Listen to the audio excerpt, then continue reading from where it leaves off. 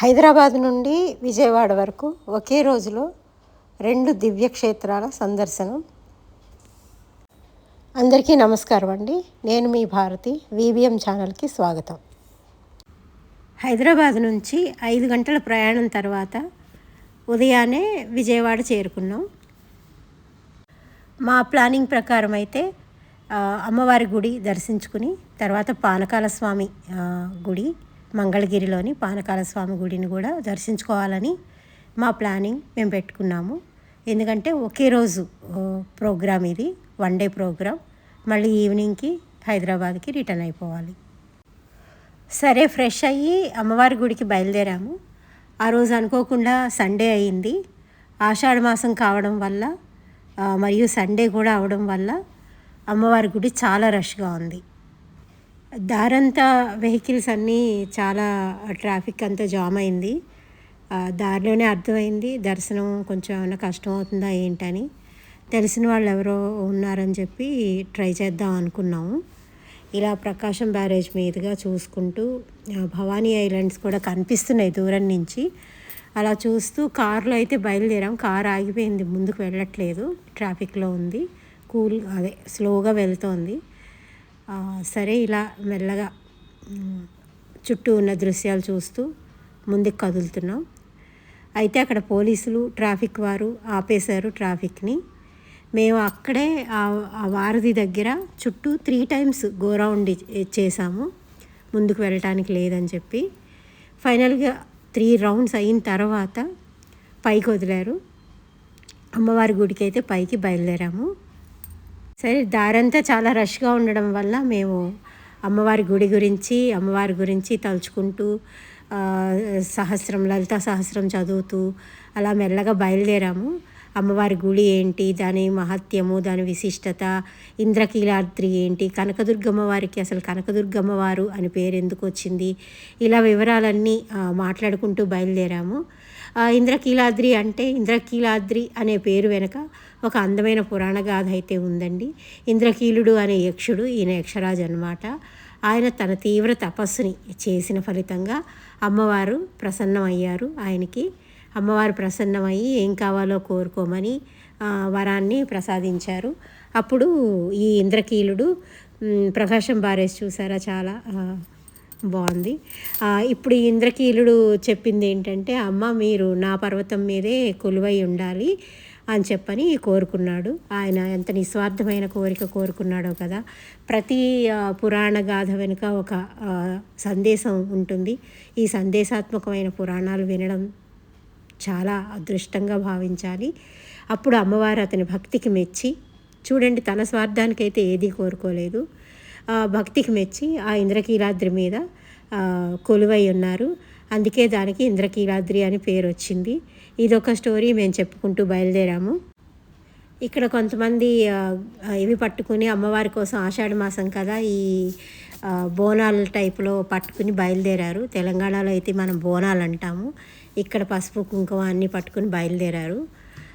వాళ్ళందరూ చూడటానికి ఒకే రకం యూనిఫామ్ లాగా ఒకే రకం డ్రెస్ వేసుకుని ఆరెంజ్ కలర్లో బయలుదేరారు. చాలా కన్నులకి చాలా పండుగలాగా అనిపించింది. నెక్స్ట్ వచ్చేసి ఈ దుర్గమ్మ వారికి కనకదుర్గమ్మ వారు అని పేరెందుకు వచ్చింది అని ఒక టాపిక్ తీసుకున్నాము. అయితే పురాణాల ప్రకారం మహిషాసురుడు అనే రాక్షసుడు దేవతలను తీవ్రంగా ఇబ్బంది పెట్టాడు.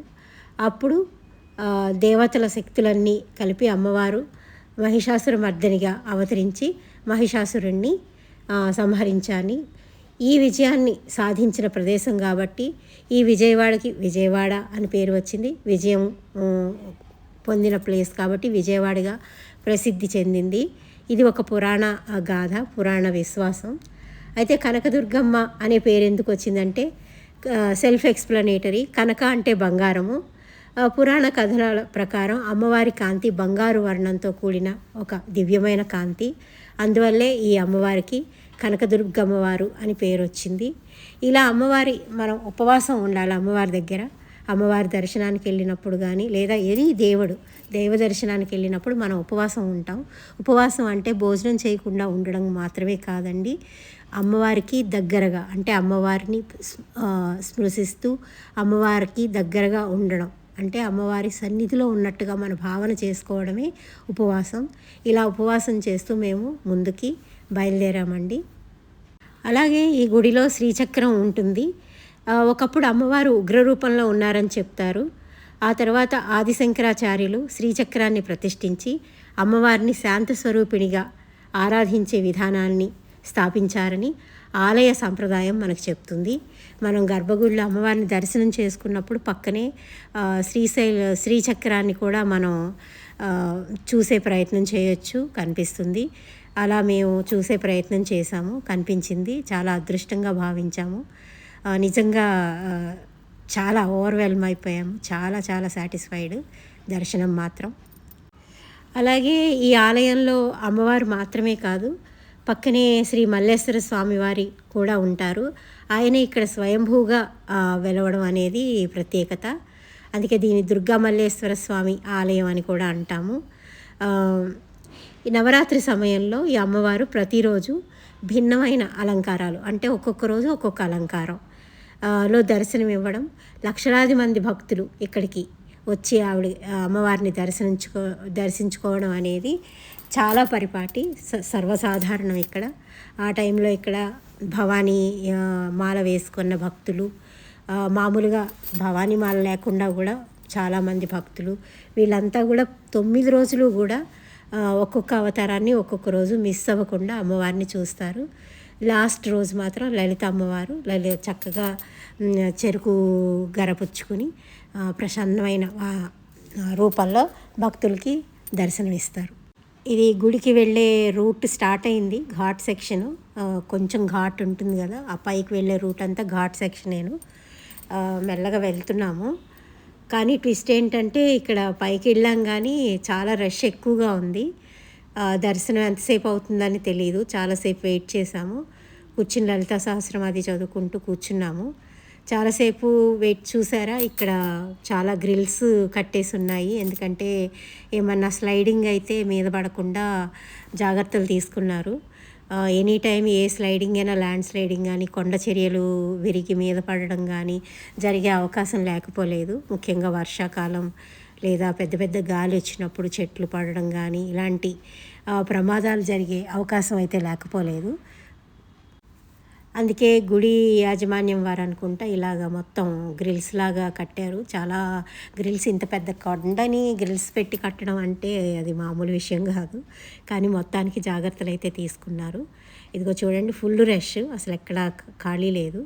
పైకి వచ్చి లలితా సహస్రం అది చదువుకుంటూ కూర్చున్నాము. 12 o'clock అయితే అయ్యింది. గుడి యాజమాన్యం వారు చెప్పారు, మీరు వెయిట్ చేయకండి, ఇక్కడ ఇప్పుడే అవ్వదు, 12 దాకా ఆపేసాము, తర్వాత మీరు 2 o'clock లేదా 3 o'clock అలా రండి అని చెప్పారు. కొంచెం బాధ అనిపించింది, నిరుత్సాహం అనిపించింది. కానీ తప్పదు, అమ్మవారి దయ ఎప్పుడుంటే అప్పుడే మన దర్శనం అనేది జరుగుతుంది. ఇది మాత్రం తథ్యం. మనం ఎన్ని ప్రయత్నాలు చేసినా అమ్మవారి దయ ఉండవలసిందే. సరే కిందకు వచ్చాము. సరే 12 అయింది, మళ్ళీ 2కి రమ్మన్నారు కాబట్టి కిందకు వచ్చాము. మళ్ళీ కిందకు వచ్చేసాము.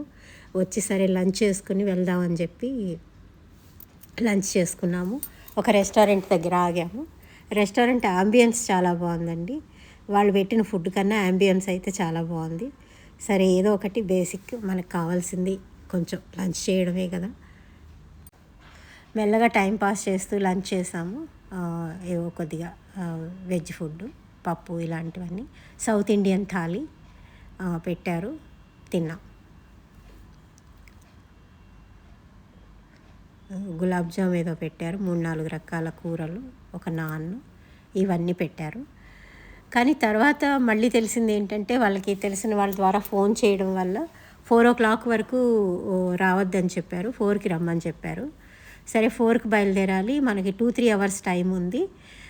యాక్చువల్లీ అమ్మవారి దర్శనం అయిపోయాక పానకాల స్వామి దర్శనం చేసుకుందాం, లక్ష్మీ నరసింహస్వామి దర్శనం చేసుకుందాం అనుకున్నాము. కానీ ఈలోపే ఇంకా టైం ఉంది కదా అని ముందే పానకాల లక్ష్మీ నరసింహస్వామి గుడికి మంగళగిరి బయలుదేరాం. మళ్ళీ మా ప్రయాణం మంగళగిరి లక్ష్మీ నరసింహస్వామి గురించి నా పురాణ గాథలు, ఆలయం మహత్యం మరియు విశిష్టత, వీటి గురించి చెప్పుకుంటూ ప్రయాణం అనేది సాగింది. ఇందాక అమ్మవారి గురించి మాట్లాడుకున్నట్టుగానే ఇప్పుడు పానకాల లక్ష్మీ నరసింహస్వామి గురించి, ఆయన పురాణ గాథల గురించి తలుచుకుంటూ బయలుదేరాము. ఇది కూడా ఉపవాసమే, ఈయన కోసం చేసే ఉపవాసం ఇది. ఇందులో భాగంగా మేము డిస్కస్ చేసుకున్నది ఏంటంటే, మంగళగిరి పానకాల లక్ష్మీ నరసింహస్వామి ఆలయం. మంగళగిరి అంటే మంగళాన్ని ప్రసాదించే గిరి అని, గిరి అంటే కొండ, మంగళాన్ని ప్రసాదించే ఒక కొండ అని అర్థం. ఇక్కడ కొలువై ఉన్న స్వామివారు లక్ష్మీ నరసింహస్వామివారు.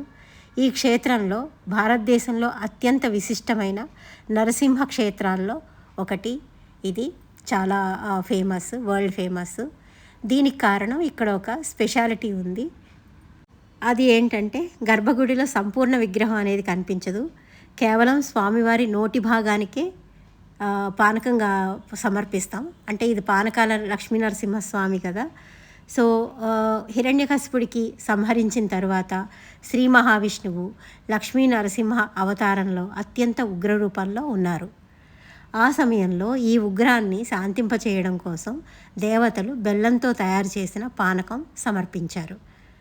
అప్పటికీ భక్తులు ఈ స్వామివారికి పానకం అనేది సమర్పించడం సాంప్రదాయంగా కొనసాగుతోంది.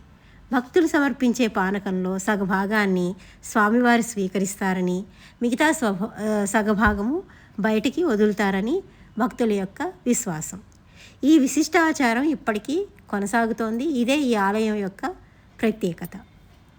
గర్భగుడిలో లక్ష్మీ నరసింహస్వామి పూర్తి విగ్రహం లాగా కనిపించదు. నోటి భాగం ఒక్కటే ఇలా ఓపెన్ చేసినట్టుగా మనకు కనిపిస్తుంది. అందులో శంఖంతో ఈ పానకాన్ని లక్ష్మీ నరసింహస్వామి వారికి సమర్పిస్తారు. అక్కడ ఏంటంటే, సగం తాగిన తర్వాత, అంటే మనం బిందెతో తీసుకెళ్ళి బిందెలో పోస్తున్నప్పుడు సగం తాగిన తర్వాత ఒక నోట్లో ఒక గొంతు దగ్గర గురగరం అని ఒక సౌండ్ వస్తుందంటారు. ఆ సౌండ్ వస్తే సగం తాగి ఇంకా ఆపేస్తారు. మిగతాది మనకి ప్రసాదంగా వదులుతారు. ఇది మంగళగిరి యొక్క ఏరియల్ వ్యూ. అక్కడ కింద ఒక చాలా పెద్ద ఏన్షియంట్ టెంపుల్ ఉంది. అది చాలా బాగా కనిపిస్తోంది. ఏరియల్ వ్యూ అన్నమాట ఇది. చాలా బాగుంది. చాలా పెద్ద సిటీనే. ఇక్కడ మరో విశేషం ఏంటంటే, ఇంత పానకం, ఇంతమంది భక్తులు వచ్చి అందరూ తల కొంచెం పానకము చప్పున రోజుకి చాలా పానకమే సమర్పించడం అనేది జరుగుతుంది. ఇంత పానకం సమర్పించినా కూడా అక్కడ ఈగలు, దోమలు ఇలాంటివి ఏవి ఉండవు. చాలా పవిత్రంగా, చాలా నీట్గా ఉంటుంది. ఈగలు అనేవి కనిపించవు. సైన్స్ ప్రకారం చూసినా కూడా ఈ కొండ, ఈ మంగళగిరి కొండ ఏదైతే ఉందో, ఇందులో సల్ఫర్ ధాతువు ఎక్కువ ఉందని చెప్తారు. ఇటువంటి సల్ఫర్ ధాతువు ఉన్న చోట క్రిమి కీటకాలు ఏవి ఎక్కువ నిలవలేవు. చూసారా, మన ప్రతి పురాణ గాథ వెనుక, ప్రతి దైవత్వం వెనుక కూడా మనకొక సైన్సు, లేదా మనకి ఆరోగ్యానికి సంబంధించిన, లేదా పర్యావరణానికి సంబంధించిన ఏదో ఒక కారణం దాగి ఉంటుంది. ఇదే మన హిందూ ధర్మం యొక్క విశిష్టత. పైకెక్కి కొండ మీదకి వచ్చామండి. చెప్పుల స్టాండ్ దగ్గర చెప్పులు పెట్టుకోమన్నారు, పెట్టుకున్నాము. కారు ఉంది, కారులో పెట్టుకోలేదు, బట్ ఎందుకో కిందకి దిగేసాము. ఇక్కడ పెట్టుకొని ముందుకు నడిచాము. ఇదంతా కూడా గుడి ప్రిమిసెస్. ఇలా ముందుకు వెళ్ళాము. సైన్ బోర్డ్స్ ఉన్నాయి, ఈజీగానే అర్థమవుతుంది, సెల్ఫ్ ఎక్స్ప్లెనేటరీనే. నీట్గా ముందుకు వెళ్ళగానే గుడి కనిపిస్తుంది.